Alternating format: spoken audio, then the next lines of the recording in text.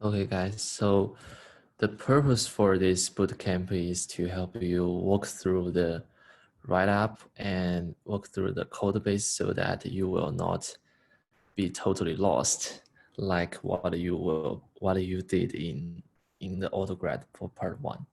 So let me share my screen. Okay. Oh, sorry. So let me first walk through the write-up. For homework 2 part 1, what you will do is quite similar to homework 1 part 1, but instead you are not implementing all the low-level autograd engine because you have already done that in part 1, in homework 1. What you will do in this part is to implement the convolution operation and using the autograd engine you implemented before. The first task you need to do is to implement the conv1D. So it's one dimension convolution. And what you do is to, let me pull out the code. So first you need to copy and paste many modules into your autograd engine you implemented before, like for MLP scan, homework 2, and stops. So the first thing you need to copy and paste many things so that you can use your autograd engine to automate many gradient things. And after you copy and paste all the code, you have to do the implementation for the 1D convolution. And you will implement it here. So this is a conv1D module, but in the low level implementation, you will use a subclass in the f.function. So it's like here. Oh, sorry, I just missed a part. You have to implement a conv1D function, the subclass for the function in functional PY, just like you did for add operation or sub operation or multi operation. It's quite similar. You are not allowed to. You are not allowed. I think we mentioned in the write-up. You are not allowed to use autograd engine for. Yeah, you are not allowed to use autograd engine to do the 1D convolution because basically 1D convolution is very similar to many arithmetic calculation. So technically you can implement 1D convolution using your previous implemented operations like add, but you are not allowed to do that because first of all, we want you to know how can you do convolution forward, and also how can you do backward on convolutions. If you use autograd engine, then it misses the purpose. And the second thing is that using autograd engine for convolution 1D is very inefficient because you have to waste many storage and memory storage and calculation cost because you are doing every element individually. You are not using many like a broadcasting calculation efficiency. Like so you have to implement your backward function using NumPy tensor dot or something, so you can parallelize many operations in your customized backward function. So you have to implement in your nn.functional, you have to implement your subclass for convolution, and you have to implement the forward and backward function. So that's for the first part. Just to clarify, there is starter code for conv1D class, and then it's in stub.py with a lot of comments inside. So you should go through, look at the comments, and that should help you implement it. If you scroll down a little, I believe, yeah, there it is. Yes, I forgot this. So this is start code. You have to implement forward and backward. There are some hints that could help you to do the backward. Also, I think it worth mentioning. David, could you mention your hints for the backward? Do you think that we can do all the part Oh, in for loop? thing is, it's easy to get lost in the various dimensions for Conv1D, but then if you think things are getting too complicated, the reference solution only has one for loop for forward and one for loop for backward. So if you're working with like a lot of for loops, like 4 or 5, then you might want to think about using some broadcasting techniques or NumPy operations because that'll make your life a lot easier. Yes. Okay, that's the first task you need to do, is to implement the conv1d. And the second task is to compare the CNN and the scanning MLP. I think in the morning, our professor covered this concept. Convolution neural network is just a reordering of scanning MLP. So just to recall, scanning MLP is something like here. You build a MLP and you scan the MLP over the time frames, and you aggregate all the output here. So if we can reorder the forward loop for the calculation, I think it's just CNN. So what you need to do is to translate the scanning MLP. To translate the scanning MLP, wait, is it right up? Okay. So the first thing you need to do is to translate the scanning MLP to CNN. So for convolution operations, you have different hyperparameters. You have the number of in channels and also number of out channels and the kernel size. You have to decide those parameters, and those parameters is actually, so if you weigh, we give you the parameters for the scanning MLP. We give you the stride, the scan stride, and also we give you the number of layers, and we give you the number of output size. So here we give you the output size for the first layer is 8.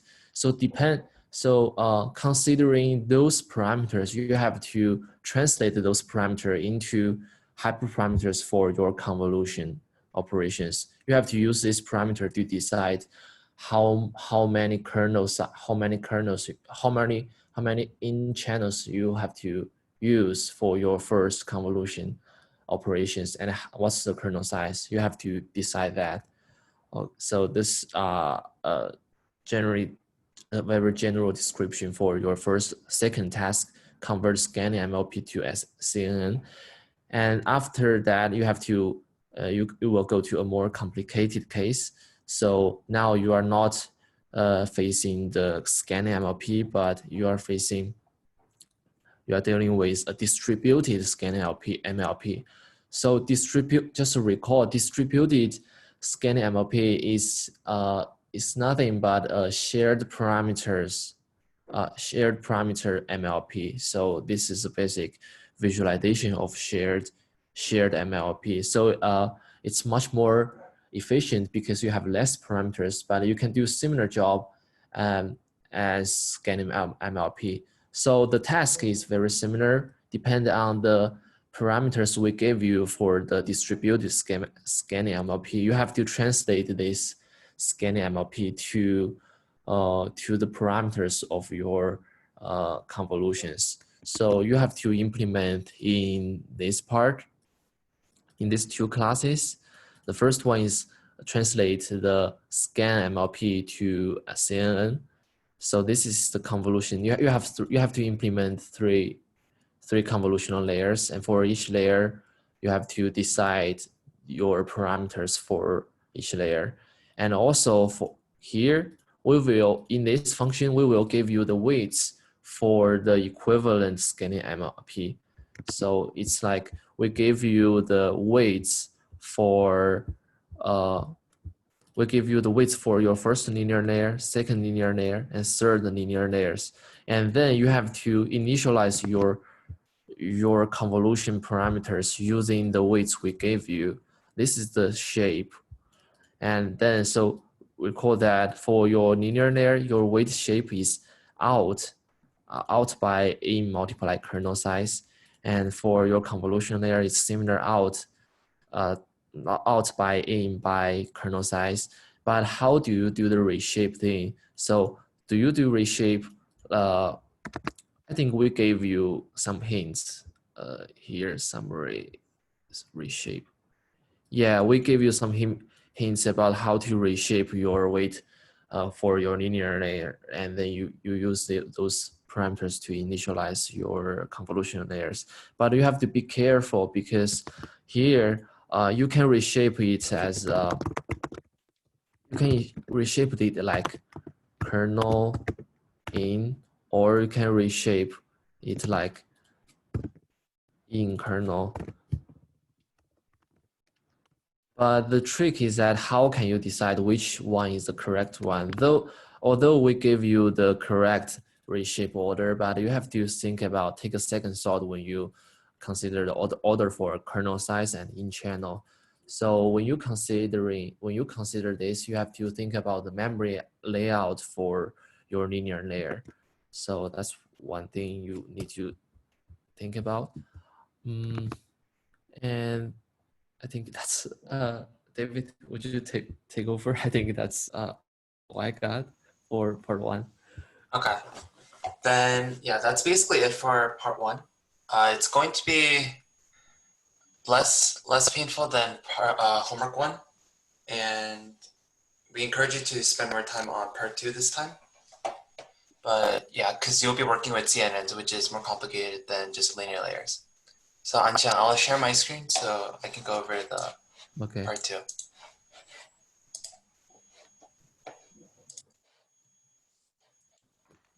All right. So for part two, you'll be working with the task of face verification. So, well, let me first define this task. So given two images of two different faces, actually it might be better if I start, if I draw some stuff, because I'll need to draw for later too, but. Oh, I have a website. I think you can just draw online. Wait, can you see my whiteboard? Oh, yeah. Okay. Then, yeah. So basically, you start with two images of person A and person B. And you want to process this through a model. And you would apply the exact same model to B as well. And then you'll end up with a d-dimensional vector for B and a d-dimensional vector for A. And you can decide what the dimension can be. And we want a measurement of how similar these two images are. So of whether they're of the same person or of different people. And we call this the face verification test. So we would say, we would get two pictures and say, this is the same person or it isn't the same person. And we do that by running a model on each image, getting a feature vector of length d for each image, and then computing some similarity metric for these two vectors. And the similarity metric that we're going to be using is called cosine similarity. So let's call this vector A and let's call this one B. And cosine similarity is cosine of A and B, part of my handwriting, is A dot product B over the length of A times the length of B. And if you actually break down what the dot product is, this actually ends up being exactly cosine of theta, where if A is this vector and B is this vector, this is the angle. So basically, the cosine similarity between two feature vectors is a measure of how close an angle they are together. Here I've drawn it in 2 dimensions, but it will be in d dimensions. Now with this framework, the main thing you need to do is somehow come up with a model that maps different images sufficiently separate, but if they're of the same person, you want these two feature vectors close together. And the easiest way to do this is to train classification. So clear all drawings. Okay, in the classification task, you would take in an image yet again, and then you would run it through a bunch of CNN layers. And as for what the CNN layer might look like or how you might stack these CNN layers, we'll cover it in more lectures. And if you're interested in reading further, we do recommend you read a lot of research papers. You can look at ResNet. This is one of the most famous and the most widely used CNN type paper. And from here, you can look at other architectures like DenseNet, ShuffleNet for a more lightweight network. And then the list goes on and on. You can even just Google CNN, popular CNN classification architectures and get a bunch. So after running it through a CNN, you'll get, actually, I think you did cover this slightly in lectures. So you'll get an image, but a feature image, a feature map. So it would have C channels and then H by W. Actually, those are flipped, but. And then you want to transform this into a single vector by reshaping average pooling or max pooling or whatnot. And then run this through an MLP or a single linear layer to get a classification vector. And this is exactly, this last part at least, is exactly what you've been doing for homework 1.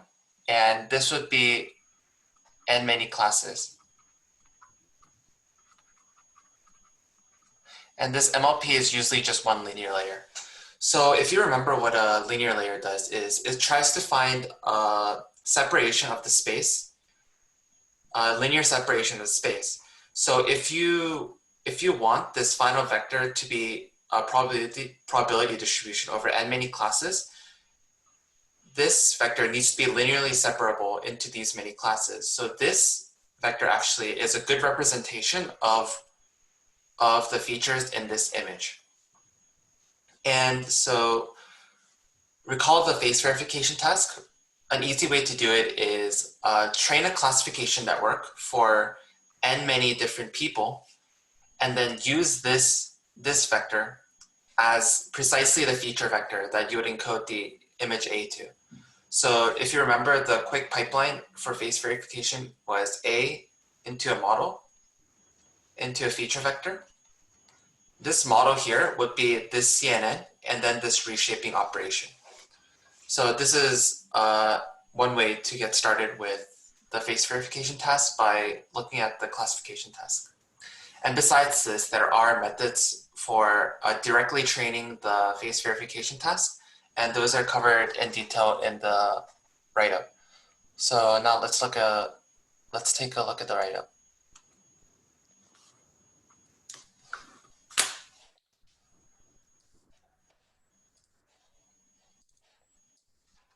Okay, so the introduction basically goes over what the face verification task is.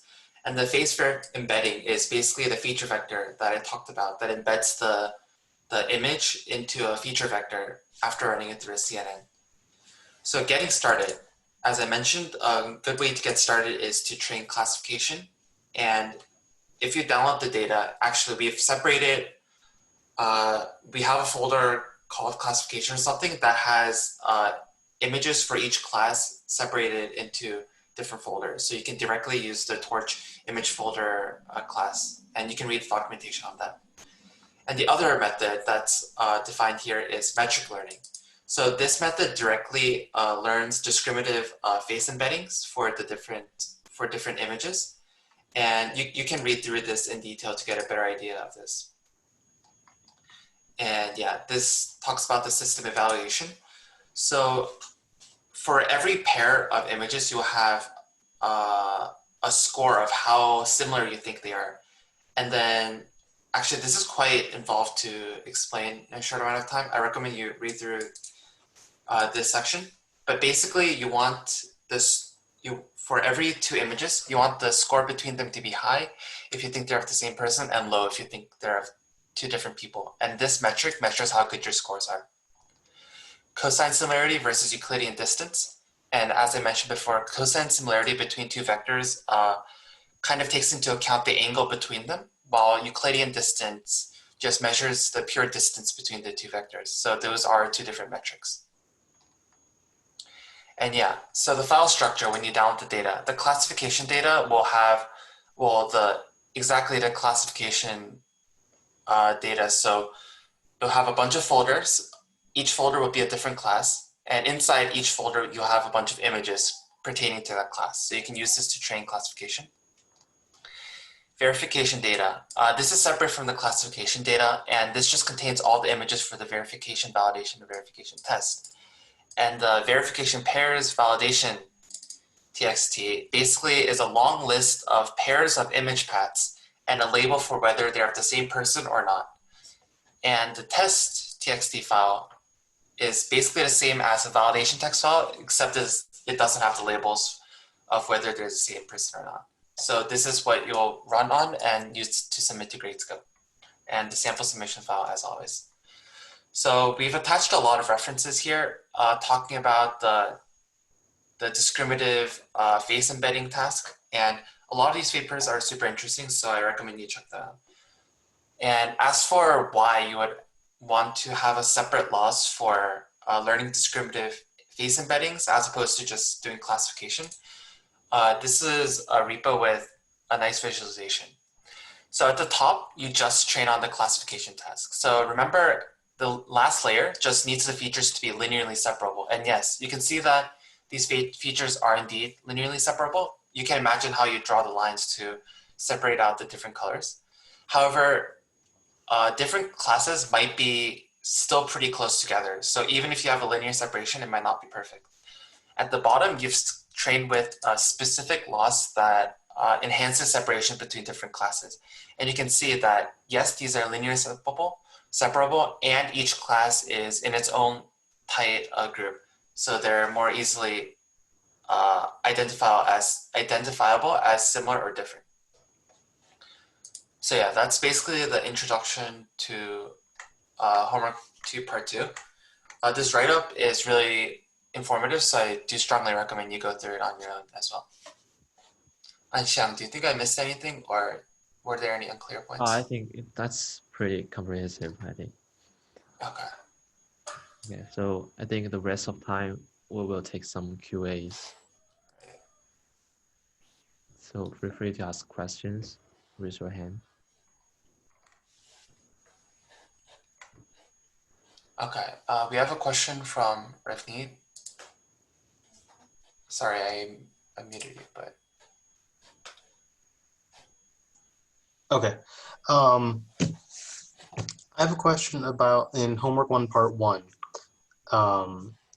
In the formula for computing the output size of a convolution, I don't know if that double slash is actually an operation or just a mistype.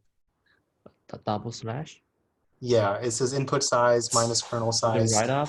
Yeah, it's an operation. It's an operation. So double slash is like divide and take the floor or something. You can test it out in Python. Okay. Any other questions? Okay, Jeff, you can unmute and ask. Oh yeah, I have a question about the homework 2 part 2. Mm-hmm. So I think you mentioned like we have to train for each like face class and then like train for features. I was kind of confused like how the training for the face class works. So by training for face class, do you mean face classification? Yeah.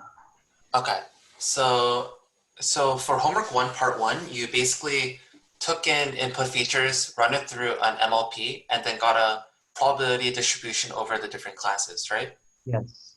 So it's a very similar pipeline for face classification. You would run CNN, convolutional network, over images, and then end up with the probability distribution over the different identities. So I think we have like 2,000, or I should double check this, but we have a couple thousand person identities, and then you'll basically look at an image and try to predict which of the different identities it is. And this is similar to the homework 1 part 1 task where you took in features and then try to predict what type of phoneme it is. Okay. So And then okay, yeah. Yeah, so I was not sure like so in my intuition I think the feature training kind of comes first and then we do that probability over like similar thing as homework 1 part 1. Is that like the correct like interpretation?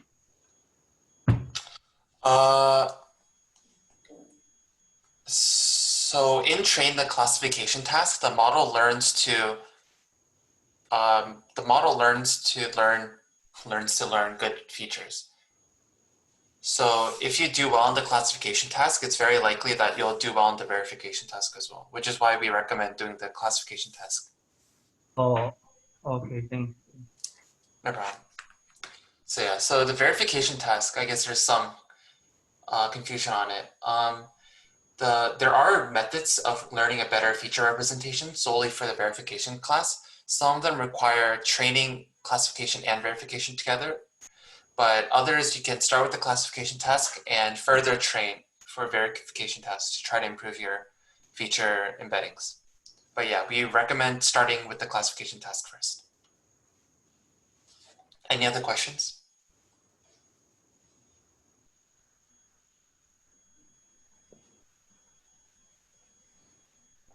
Okay, if there are no other questions, we'll end the recording.